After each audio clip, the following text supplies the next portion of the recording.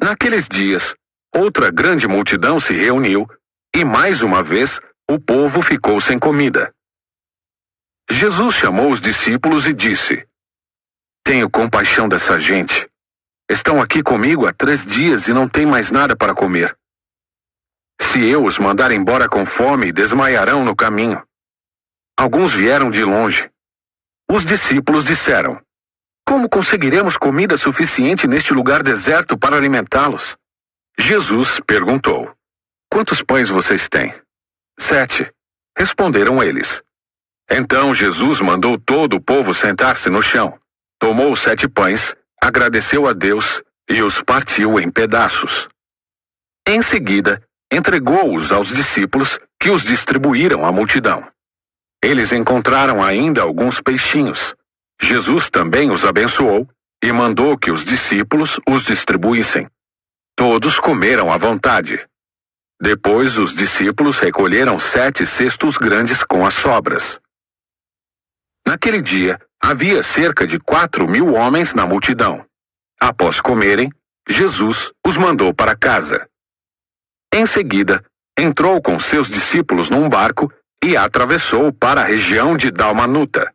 Alguns fariseus vieram ao encontro de Jesus e começaram a discutir com ele.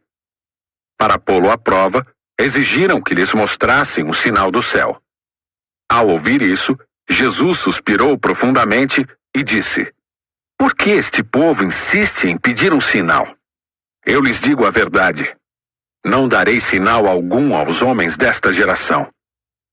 Então, ele os deixou, entrou de volta no barco e atravessou para o outro lado do mar. Os discípulos, porém, se esqueceram de levar comida. Tinham no barco apenas um pão. Enquanto atravessavam o mar, Jesus os advertiu: Fiquem atentos, tenham cuidado com o fermento dos fariseus e de Herodes. Os discípulos começaram a discutir entre si, porque não tinham trazido pão. Ao saber do que estavam falando, Jesus disse: Por que discutem sobre a falta de pão? Ainda não sabem ou não entenderam? Seu coração está tão endurecido que não compreendem? Vocês têm olhos, mas não veem. Têm ouvidos, mas não ouvem. Não se lembram de nada. Quando reparti 5 pães entre os 5.000 homens, quantos cestos cheios de sobras vocês recolheram?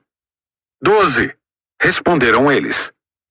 E quando reparti os 7 pães entre os 4.000, quantos cestos grandes de sobras vocês recolheram? 7, responderam. E vocês ainda não entendem? Perguntou. Quando chegaram a Betsaida, algumas pessoas trouxeram o cego a Jesus e lhe pediram que o tocasse. Ele tomou o cego pela mão e o levou para fora do povoado. Em seguida, cuspiu nos olhos do homem, pôs as mãos sobre ele e perguntou: Vê alguma coisa? Recuperando aos poucos a vista, o homem respondeu: Vejo pessoas, mas não as enxergo claramente. Parecem árvores andando. Jesus pôs as mãos sobre os olhos do homem mais uma vez, e sua visão foi completamente restaurada. Ele passou a ver tudo com nitidez.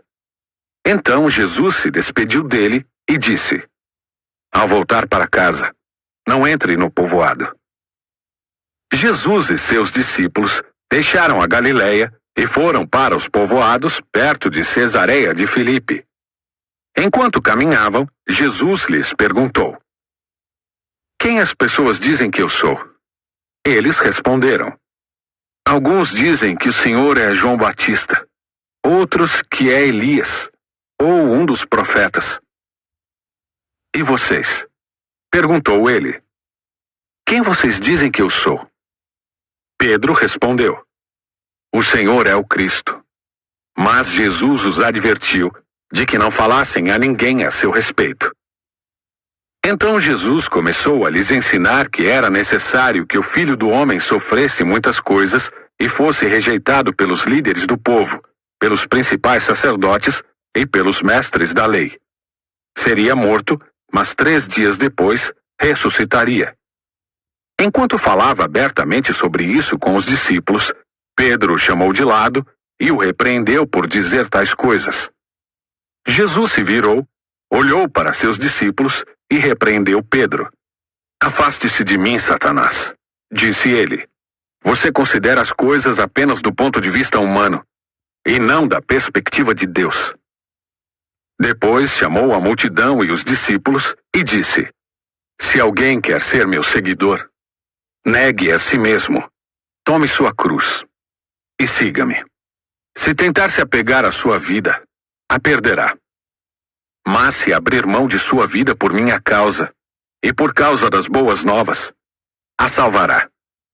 Que vantagem há em ganhar o mundo inteiro, mas perder a vida? E o que daria o homem em troca de sua vida? Se alguém se envergonhar de mim e de minha mensagem, nesta época de adultério e pecado, o Filho do Homem se envergonhará dele quando vier na glória de seu Pai com os santos anjos.